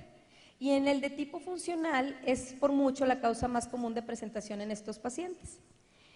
Y en esta gráfica lo que les quiero mostrar es el porcentaje de presentación de otro tipo de alteraciones como dolor de cabeza, palidez, vómito, ¿verdad? Todo este tipo de trastornos que el paciente puede presentar también y que pueden estar asociados a trastornos de tipo funcional. Dentro de la evaluación, la Academia Americana de Pediatría y la Sociedad Norteamericana de Gastroenterología, Patología y Nutrición mencionan que si el paciente realmente presenta datos que son muy concretos de patología funcional, la realidad es de que no se debería de hacer algún abordaje específico en cuanto a estudios de laboratorio de gabinete, ¿verdad? Cuando el paciente realmente cumple con algunos de los criterios. Dentro de si presentan algunos datos que ahorita vamos a ver que pudieran ser de alarma, bueno, en ese tipo de pacientes es donde sí podemos hacer algún abordaje específico. No se ha encontrado franca evidencia que sugiera que alguna ultrasonografía o, por ejemplo, alguna endoscopía, monitoreo del pH esofágico aumenten el diagnóstico de enfermedad orgánica en ausencia de hallazgos de alarma, lo cual es importante porque para el médico de primer contacto, ¿verdad? E incluso también para el pediatra, es importante esto porque así podrían ahorrarle costos al paciente, ¿verdad? O por ejemplo, si trabajamos en instituciones, pues no estarle haciendo estudios de alarma a pacientes que realmente no lo requieren. Sin embargo, es importante mencionar este momento que a pesar de que los trastornos funcionales no tienen una causa orgánica específica, lo orgánico siempre se debe de tener en mente, ¿verdad? Lo más importante para este tipo de trastornos en cuanto al diagnóstico, siempre como muchos de los otros padecimientos que pueden presentar nuestros pacientes, es la historia clínica y la exploración física. Dentro de la historia, pues puede haber claves importantes de alguna etiología de dolor abdominal que debe evaluar posibles causas orgánicas o psicosociales. Los niños mayores deben de intentar dar su propia descripción del dolor. Es muy importante que les preguntemos porque si estos niños realmente tienen algún componente psicosocial, el hecho de que uno les pregunte realmente cómo se sienten y cómo es el dolor, a ellos los hace sentir como importantes, ¿verdad? Y se sienten un poco más tranquilos en lo que es el abordaje de su padecimiento. El dolor, pues, cuando es de tipo visceral puede ser de tipo sordo, puede ser ligero, inespecífico en cuanto a su localización, y se sabe que nace de la distensión o el espasmo de algún órgano hueco, como por ejemplo la molestia en las etapas tempranas de alguna obstrucción intestinal o en la colecistitis, y el dolor parietal es un dolor de tipo más agudo, más localizado, y se origina por irritación peritoneal, como en el caso de la apendicitis aguda, con extensión de la inflamación al peritoneo parietal. Por eso en ocasiones nos dan datos que nosotros conocemos como abdomen agudo. Y el referido es un dolor percibido como cercano a alguna área de la superficie del cuerpo, que está referido del área donde realmente el paciente presente el problema, como por ejemplo si es alguna pancreatitis o algún otro ejemplo de ese tipo. La localización ayuda a estrechar el diagnóstico diferencial, como por ejemplo aquí podemos ver que si el paciente presenta el dolor en algún área en particular, pues nos orienta a pensar que presente algún problema en algún órgano específico. El dolor causado, por ejemplo, por esofagitis y enfermedad ulcerosa péptica usualmente causa molestias en el área superior del abdomen, y el irradiado, como el renal, pudiera irradiarse, por ejemplo, a la ingle. El dolor también, pues hay que tomar en cuenta el inicio, la frecuencia y la duración, así como también si se asocia a algún evento en particular. Por ejemplo, el que inicia en los años escolares y nunca ocurre en los fines de semana, es muy poco probable que tenga un origen orgánico. Esa es una pregunta que yo en particular les hago a las mamás, o sea, ¿cuándo le duele al paciente el abdomen? No, pues le duele de lunes a viernes, pues qué casualidad, ¿verdad? O por ejemplo, cuando les preguntas también, oye, ¿te duele? Ah, yo te iba a llevar al McDonald's, no, ya no me duele. O por ejemplo, te iba a llevar a Julio Cepeda, ¿verdad? Entonces, por ejemplo, si el niño niega el dolor que anteriormente presentaba y sigue haciendo sus actividades diarias, pues eso al médico le es de mucha utilidad. La calidad del dolor incluye el determinar cuándo se presenta, si es quemante o si es constante, que obviamente en niños más pequeños pues es más difícil que ellos puedan caracterizar más el dolor. La severidad del mismo también es importante. Y también, por ejemplo, cada tipo de dolor pues depende también de la personalidad del paciente. Si son niños muy aprensivos, pues este tipo de niños van a tener un poquito más de apreciación del dolor que algún otro niño no lo pudiera haber presentado. Hay que preguntar también al paciente que diga del 1 al 10 más o menos qué tanta severidad tiene el dolor para nosotros darnos una idea de qué tan fuerte es el mismo. Y debemos preguntar también si este dolor interrumpe el sueño, por ejemplo, que sería un dato de alarma o sus actividades diarias, o si le ha causado también ausencia escolar. Hay que preguntar también qué factores agravan el problema o lo mejoran. Por ejemplo, por mencionar algunas características de dolores diferentes, el dolor de una isquemia mesentérica usualmente inicia 1 hora después de comer, y mientras que el de la enfermedad ulcerosa péptica se mejora con los alimentos y recurre horas después cuando el estómago está vacío otra vez y se está exponiendo de nuevo al ácido. Los síntomas que ocurren en relación al dolor abdominal son importantes también, como la pérdida de peso, la náusea, el vómito y los cambios en los patrones de la evacuación. Ahora, dentro del examen físico, pues lógicamente hay que hacer una exploración física completa con énfasis en la región involucrada. Hay que ver la apariencia, el nivel de comodidad, qué posición escoge el paciente. Hay que ver también el peso, si ha perdido peso, ¿verdad? La talla, la velocidad de crecimiento. En el paciente adolescente, pues ver en qué tan él se encuentra. No olvidarnos también de tomar la presión arterial. Y pues bueno, ya en lo que es el área del abdomen, pues hay que hacer todas las fases del mismo, ¿verdad? Lo que es la inspección, la palpación, la percusión, que todo esto debe ser gentil porque recordemos este momento que el paciente presenta un dolor abdominal. Hay que tomar en cuenta datos de abdomen agudo, como por ejemplo la rigidez muscular, y la palpación pues también es importante porque permite detectar masas, no nada más masas neoplásicas, sino también por ejemplo masas en los pacientes que presentan impactación fecal, ¿verdad? Se puede palpar el colon lleno. Dentro del examen rectal y pélvico es importante realizar un examen perianal y rectal, sobre todo hacer también una investigación de sangre oculta en heces en los pacientes que nosotros pensemos que pudieran tener alguna afectación a este nivel. El examen pélvico debe realizarse si la historia es sospechosa de problemas ginecológicos, en cuyo caso pues podría ser necesaria la investigación por parte de algún especialista en el área, como ginecólogo o ginecóloga. Si tuviera especialidad en pediatría, pues podría ser de utilidad, y si no, pues pudiera ser el ginecólogo sin la especialidad de la misma. O los encargados de medicina del adolescente, que ellos están muy encaminados a hacer preguntas específicas que son importantes de tomar en cuenta cuando el paciente se encuentra en este grupo de edad. El dolor con distribución por dermatomas también es importante porque tiene relación con las áreas de hiperestesia en los pacientes que tienen umbrales del dolor muy bajos, y el dolor que se reproduce, por ejemplo, cuando queremos ver datos de abdomen agudo, como por ejemplo el psoas o el obturador. Dentro de las evaluaciones adicionales, por ejemplo, lo que ya se mencionó de la sangre oculta en heces, por ejemplo, para identificar causas de alguna etología orgánica, o por ejemplo, los estudios iniciales que se realizan para confirmar posibilidades diagnósticas que han sido consideradas, estas siempre deben de ser basadas en cuanto a lo que incluimos en la historia y lo que se encontró en la exploración. Y los resultados preliminares que observemos en estos primeros resultados nos pueden orientar a hacer más estudios. Dentro de los síntomas de alarma que debemos de tomar en cuenta, aquí tenemos algunos de ellos, por ejemplo, lo que ya se mencionó de un dolor que despierta al niño por la noche, un dolor que está muy localizado a algún cuadrante en especial, un vómito significativo, es decir, si es de tipo biliar, si es en proyectil, alguna fiebre no explicada, datos geniturinarios, disfagia, porque todo esto no se debe de encontrar en los padecimientos de tipo funcional y por eso nos deben de preocupar y encaminarnos a algún abordaje específico. Diarrea crónica, sangrado gastrointestinal, pérdida de peso, desaceleración del crecimiento, pubertad retardada e historia familiar de enfermedad inflamatoria.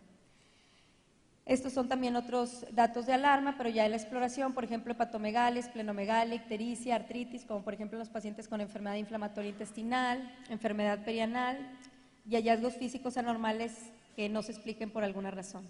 Ahora, dentro del abordaje diagnóstico, como ya se mencionó, las asociaciones específicas para el estudio de este tipo de trastornos no han encontrado una evidencia específica de que si no existen datos de alarma, uno deba de hacer alguna evaluación específica.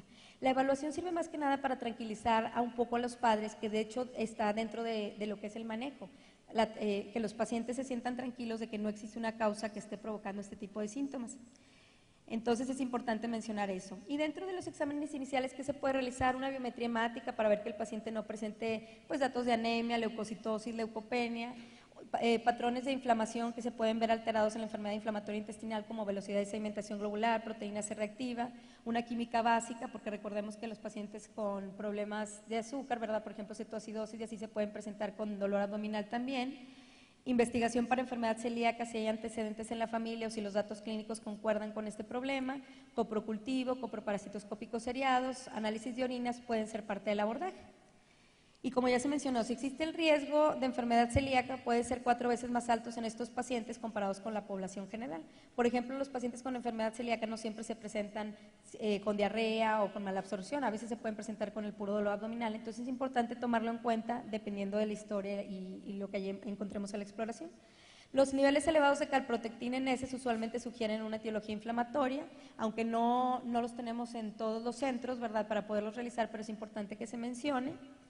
Y si está indicado hacer algún ultrasonido, si alguno está sospechando en alguna patología en particular, pues esta se puede solicitar. La serie gastroduodenal en caso de sospecha de algún desorden a este nivel.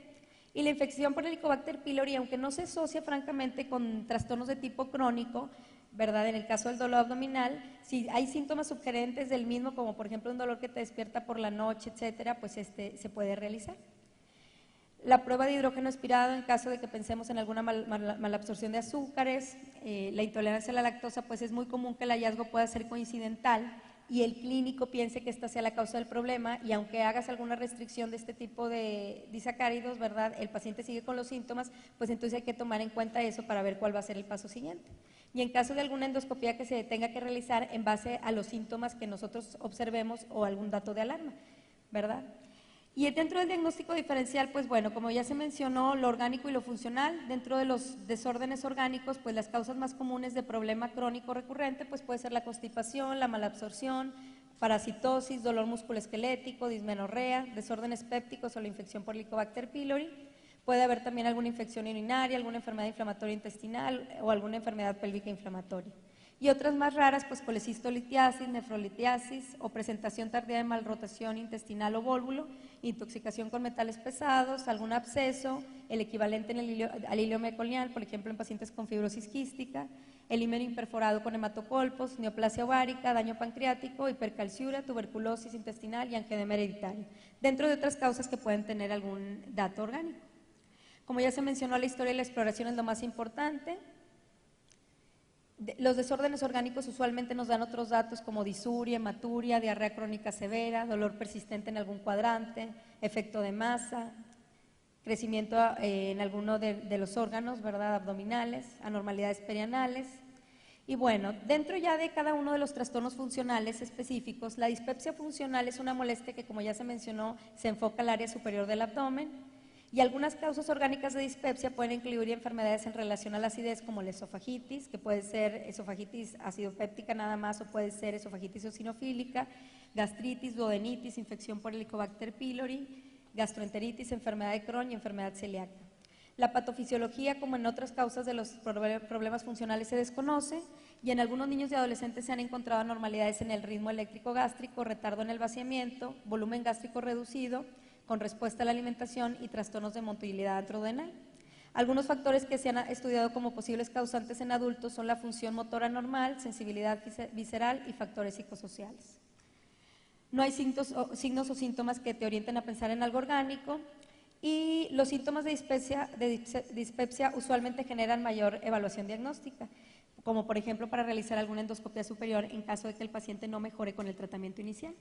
El intestino irritable se caracteriza por un dolor abdominal que puede ser crónico y que puede tener alteraciones en el patrón de evacuación Y dentro de las causas orgánicas que pueden presentar este tipo de síntomas, pues está la yardiasis, la infección urinaria, la intolerancia a carbohidratos, enfermedad inflamatoria intestinal, gastroenteritis eosinofílica y enfermedad celíaca. Es poco frecuente que ocurra antes de la adolescencia tardía y puede ser precedida por una larga historia de constipación o por algún episodio de gastroenteritis. Y el diagnóstico pues es en base a los síntomas. Estos pacientes usualmente tienen un umbral del dolor más bajo y hay alteración en la contractilidad rectal en respuesta a los alimentos. Hay dolor tras la distensión rectal y los adolescentes que tienen síntomas de síndrome de intestino irritable tienen mayores scores para ansiedad y depresión, lo cual es importante porque dentro del tratamiento en ocasiones se pueden utilizar antidepresivos. Dentro del dolor abdominal funcional, los síntomas no cumplen criterios para los antes mencionados, ni para dispepsia ni para síndrome de intestino irritable, no se encuentran datos para enfermedad orgánica y esta categoría se acerca pero no sustituye al clásico mencionado de la niñez como dolor abdominal recurrente. Se puede asociar, como ya se mencionó, a hiperalgesia visceral, a un umbral del dolor reducido, sensación anormal tras la distensión del recto, relajación gástrica alterada. Y los episodios recurrentes, por ejemplo, en el caso de la migraña abdominal, estos pueden estar en la línea media, ¿verdad? Es un dolor poco localizado, puede ir de leve a moderado o hasta severo en intensidad. El dolor se asocia cuando menos a 2 o más síntomas, por ejemplo, la anorexia, la náusea, el vómito y la palidez. Y dentro de otros de los síntomas que se pueden presentar o datos que se pueden presentar como de tipo funcional está la aerofagia, el cual es exceso de aire ingerido que causa por extensión abdominal o que puede interferir con la ingesta dietética. Dentro del manejo, el componente más importante del tratamiento es el consuelo y educación del niño y la familia. Y ese es un punto muy importante que les quiero mencionar, porque actualmente la vida va tan rápido y la gente sigue sus cosas, o sea, cada quien va creciendo en lo profesional y en las cosas que tiene que hacer, que a veces desgraciadamente, y lo digo porque en base a experiencia, que a lo mejor pudiera parecer que no es mucha la experiencia, ¿verdad? Me ha tocado ver que te llevan a los pacientes y el pobre niño cuando está en la consulta y empiezas a preguntarle, voltea a ver a los papás como diciendo, ya ves mamá, o sea, la doctora ya sabe y tú ni te habías dado cuenta.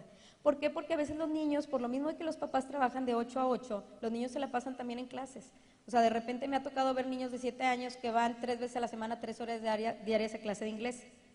O sea, si el niño realmente no tiene deseos de hacer alguna actividad y la tiene que hacer porque no tiene otra opción, pues ese tipo de pacientes son los que están más predisponentes porque tienen factores psicosociales a presentar este tipo de trastornos. Debe confirmarse que no existe evidencia de desorden subyacente serio, eso quiero que quede muy claro, o sea, no todo va a ser tampoco funcional, aunque lo más frecuente es que un 90-95% de los pacientes tengan este tipo de trastornos, siempre hay que pensar en lo orgánico primero para descartarlo. La familia y el niño con dolor funcional pueden preocuparse acerca de la dificultad para encontrar una causa orgánica, o sea, ellos les mortifica que uno no les diga, tienes esto, ¿verdad? Y es muy importante mencionar esto porque la cronicidad del dolor, más que del niño, depende de los padres. O sea, los papás que siempre están preguntando, ya no te duele y que esto y que el otro, ¿verdad? O sea, que son papás preocupones y aprensivos, pues el niño va a ser igual, ¿verdad? O sea, es lo más esperado. Se debe explicar en un lenguaje sencillo que aunque el dolor es real, también es bien importante, que sepan que sí se presenta, porque a veces los papás dicen, hombre, no tiene nada, y entonces eso también al niño lo mortifica, porque es como si a los papás no les interesara lo que está pasando con el niño, ¿verdad?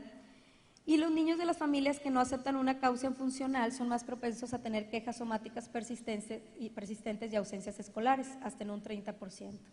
Los papás deben de estar informados de evitar reforzar los síntomas con ganancias secundarias, ¿verdad? Como por ejemplo no ir a la escuela.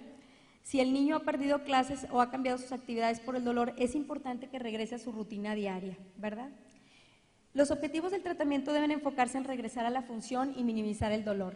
La terapia cognitivo-conductual es útil a corto plazo para manejar el dolor y la discapacidad funcional. El biofeedback y las técnicas de relajación han sido útiles también en algunos niños con dolor funcional y el uso de medicamentos por tiempo limitado es parte del tratamiento multidisciplinario.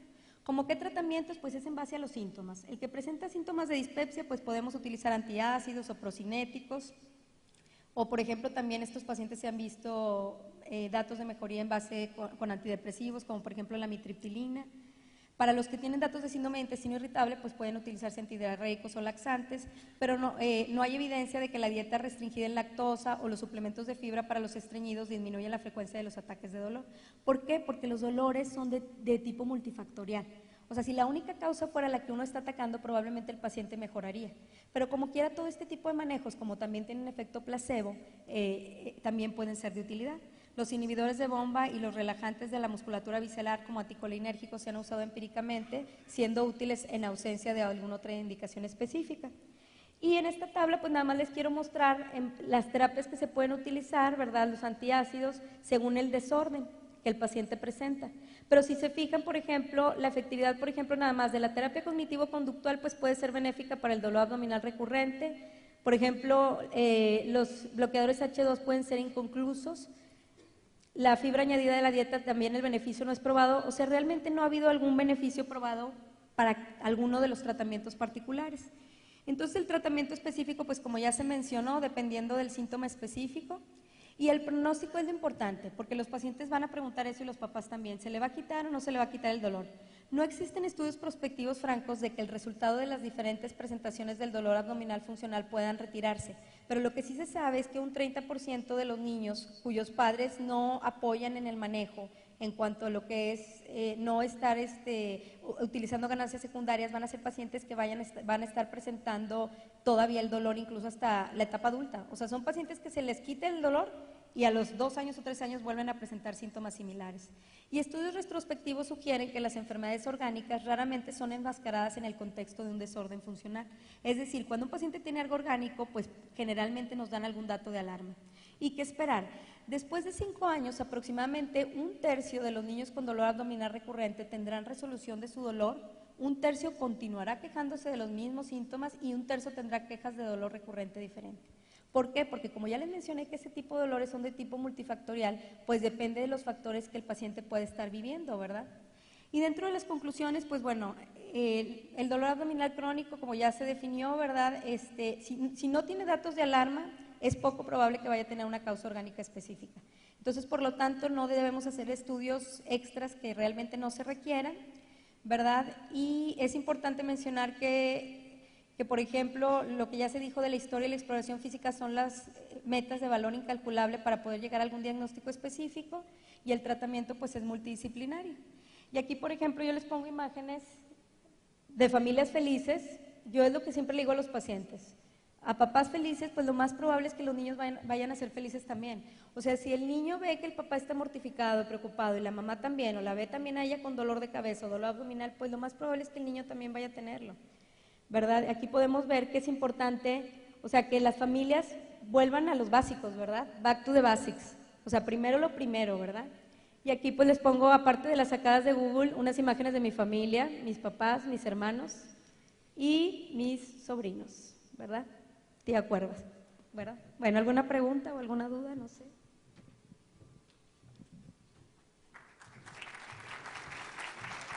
Muchísimas gracias, doctora Mónica Tejerina Treviño. Le hacemos la entrega de su constancia de participación en este congreso.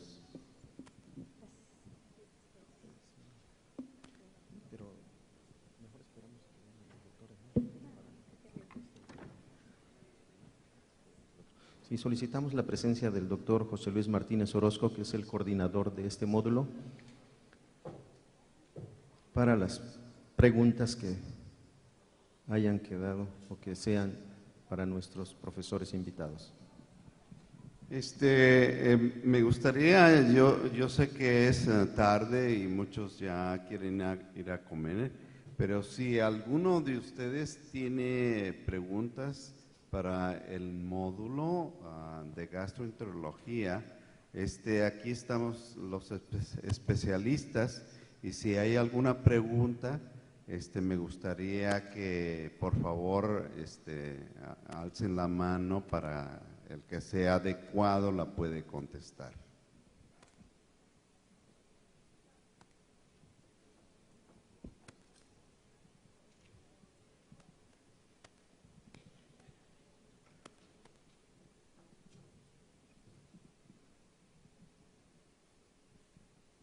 Sí, buenas tardes. Una pregunta para la doctora. ¿Cuándo estaría indicada una biopsia de intestino en un síndrome doloroso crónico abdominal? ¿Se pueden venirse aquí? ¿Pueden venirse aquí para qué? Pues, por ejemplo, doctor, ¿quién me preguntó?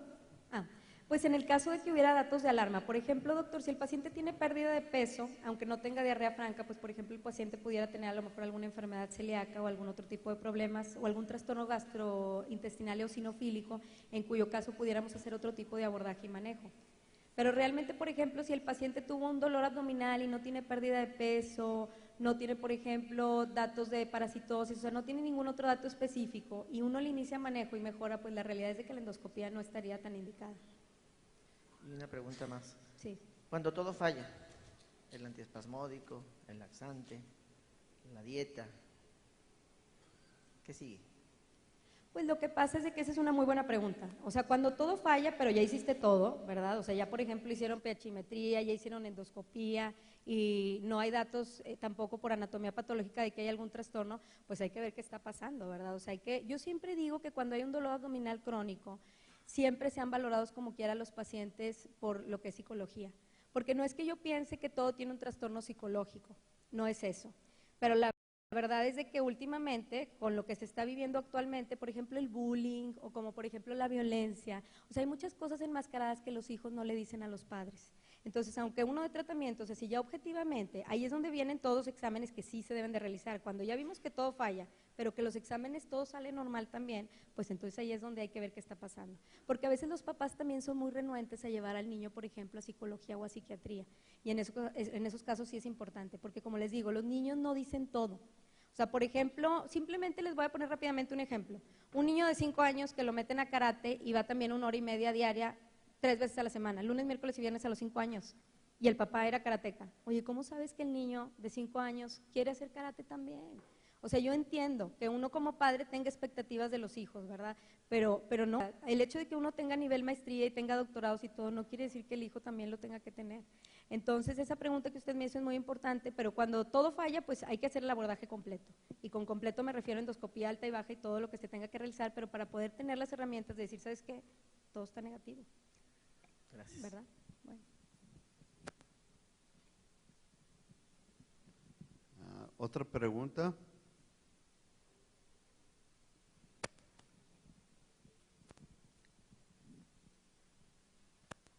Muchas felicidades a todo el grupo, la verdad que me gustó mucho en general todas las pláticas, la suya, doctor Roberto, también me impresionó porque no estamos acostumbrados a ver ese tipo de pláticas aquí, felicidades.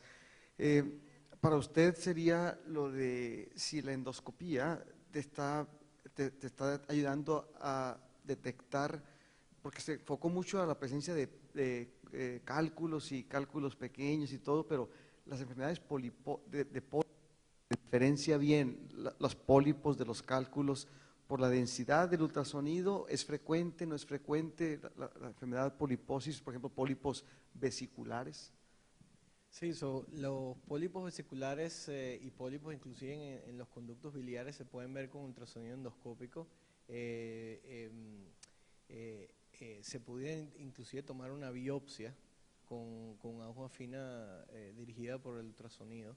En cuestión de los cálculos y los microcálculos, la ventaja es básicamente en que se pueden ver lesiones mucho más pequeñas que se pueden apreciar en una resonancia o una tomografía magnética computarizada, y le mostré varios casos hoy que no habían sido detectadas por resonancia magnética o por tomografía, pero que fueron detectadas, lesiones muy pequeñas de 1 milímetro o de 2 o 3 milímetros, que nada más pueden ser vistas con ultrasonido. Con respecto a los pólipos, cualquier lesión que quede relativamente cercana al tracto pancreatrobiliar, se puede tomar una muestra con aguja fina. Y las características hoy en día de varias de las lesiones, solamente las características endoscópicas, en una persona que tenga experiencia, se puede detectar nada más con la característica antes de la biopsia, con cierta certeza en el 70-75% de los casos, ya puede uno saber más o menos qué tipo de lesión es. Antes de esta época era el tamaño del pólipo y el seguimiento, el que decía si es mayor de 1 centímetro hay que quitar la vesícula, cosas de estas, ¿no? Ahora Sí, esto puede cambiar. hoy en día, inclusive con lesiones de páncreas, hoy en día si la lesión parece quística, parece benigna, y usted toma una muestra y la lesión es benigna, se puede simplemente seguir y no hay que llevar la cirugía, dado que en la vesícula no es tan grave, pero cuando hay lesiones del páncreas, sobre todo en ciertas localizaciones del páncreas, las cirugías para los pacientes son mayores.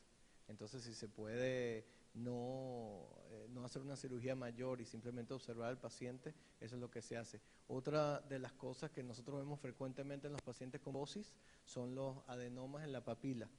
Y esos adenomas en la papila, una vez que el paciente pierde el colon, esos adenomas en la papila son lo que puede derivar en cáncer en mayor cantidad. Entonces, en esas lesiones, si son pequeñas, localizadas, y eso se puede determinar con ultrasonido, pueden tener un tratamiento endoscópico sin comprometer el esfínter y hacer cirugía mayor del duodeno. Sí, muchas gracias. Y para el doctor Martínez, una pregunta. ¿Hizo diferenciación mucho entre la enfermedad de Crohn y la colitis ulcerativa?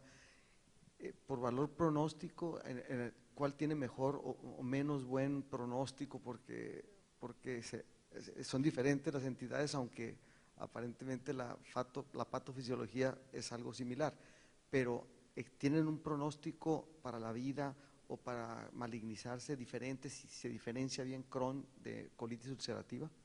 Sí, bueno, la colitis ulcerativa es un problema que tiene curación. Si un paciente falla el tratamiento médico y llegamos hasta todos los medicamentos biológicos y el paciente tiene una inflamación muy severa o llega a megacolon tóxico, esos pacientes con la edad y si tienen efectos secundarios con los esteroides y que empiezan con problemas óseos, no están creciendo y ya tienen el síndrome de Cushing y el niño no crece, generalmente esos niños los pueden mandar con el cirujano para hacer colectomía. Y la colitis ulcerosa es el tratamiento, pues, quitar el colon y se resuelve el problema. El pronóstico es muy bueno cuando se tiene un buen cirujano, porque si hacen colectomía tienen que escoger el mejor centro de referencia, porque si falla la cirugía puede haber problemas. Pero cirujanos buenos de tercer nivel o en Monterrey también pueden, el pronóstico es muy bueno. Ahora, en la enfermedad de Crohn es un problema que no tiene curación porque es un problema recurrente.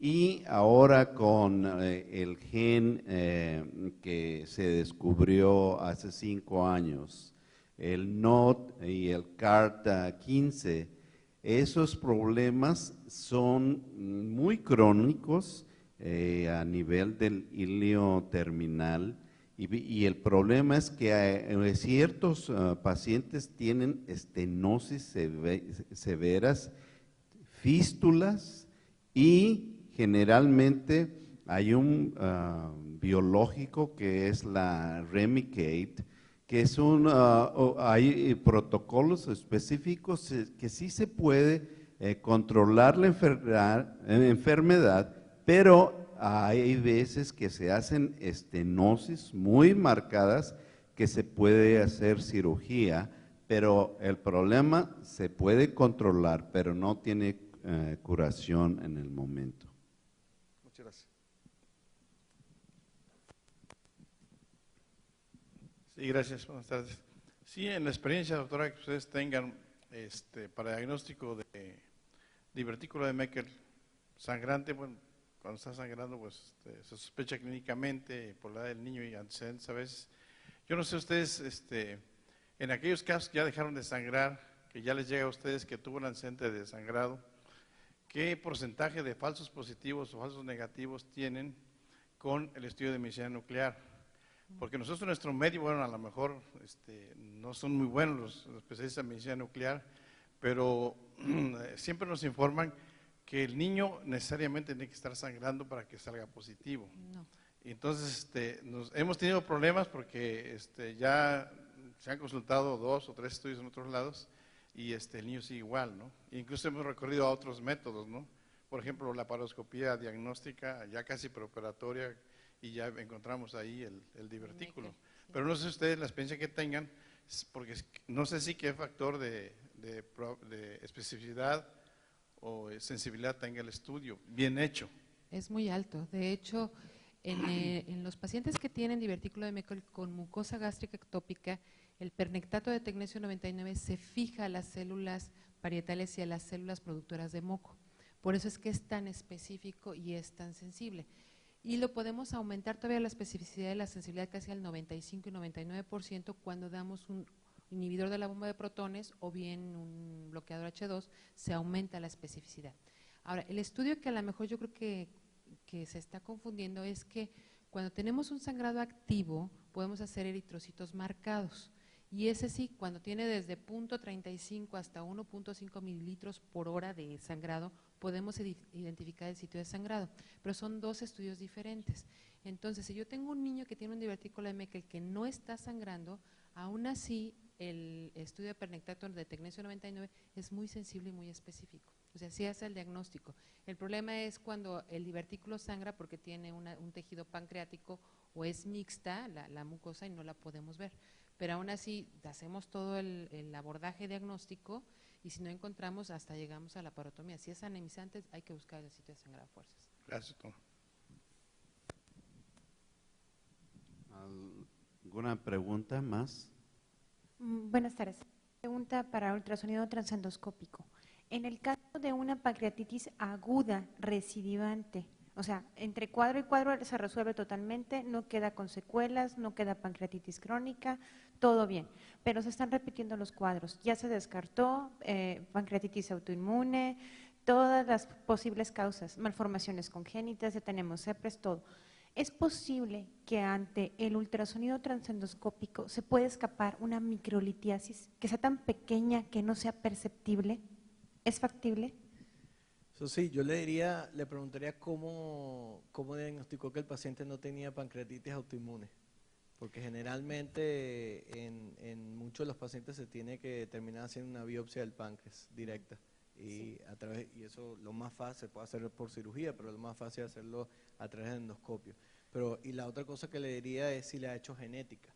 Hay 3 mutaciones genéticas, como sabe, para los niños con pancreatitis recurrente y de eso pueden estar afectados hasta el 25% de los pacientes. De hecho, nos encontramos en la fase de los estudios genéticos, se pidieron para descartar hepatitis autoinmune, se pidieron las IgG4, las subpoblaciones, todo salió normal, no hay marcadores de autoinmunidad a ningún otro nivel y en lo referente a, ya tiene un ultrasonido transendoscópico, se reportó normal y no se tomaron biopsias precisamente, no lo reportaron como normal, pero me queda la duda, porque entre cuadro y cuadro está perfecto el paciente. Yo soy gastroenterólogo pediatra, entonces me llama mucho la atención porque digo, bueno, sabemos que las microlitiasis y que está publicado también en la literatura, que al extirpar la vesícula biliar, cuando existe esta presencia de microlitiasis, los cuadros de pancreatitis que tienen un origen oscuro pueden desaparecer, siempre y cuando descartemos las otras causas. Entonces yo quería saber si es factible que a pesar de haber hecho ultrasonido, este paciente pudiera tener presencia de microlitiasis en vesícula biliar que no se haya determinado a través de este estudio. Pudiera ser en la vesícula o el conducto biliar común. Y con respecto a la pancreatitis autoinmune, hay un grupo de pacientes de pancreatitis autoinmune, no necesariamente los de Asia, pero sí lo que vemos por lo menos en Estados Unidos, que tienen los receptores autoinmunes todos negativos. Y en esos pacientes que todavía sospechamos que pudieran tener, le hacemos una biopsia o en cuestión de que no se pueda hacer una biopsia porque no tenga el equipamiento, no tenga la persona, en varios casos se han puesto los pacientes en cursos cortos de prednisona y a ver si responden. Yo he visto pacientes que lo han puesto en cursos de prednisona cortos y han respondido sin biopsia y con los marcadores autoinmunes negativos. Okay. Gracias. ¿Alguna pregunta más? Pues muchas gracias por este módulo de gastroenterología y pues que coman muy bien porque nosotros vamos a hacer lo mismo. Muchísimas gracias. Doctor José Luis Martínez Orozco, le hago entrega de su constancia como coordinador de este módulo de gastroenterología, como congresista a nombre de la CONAPEME. Gracias por venir.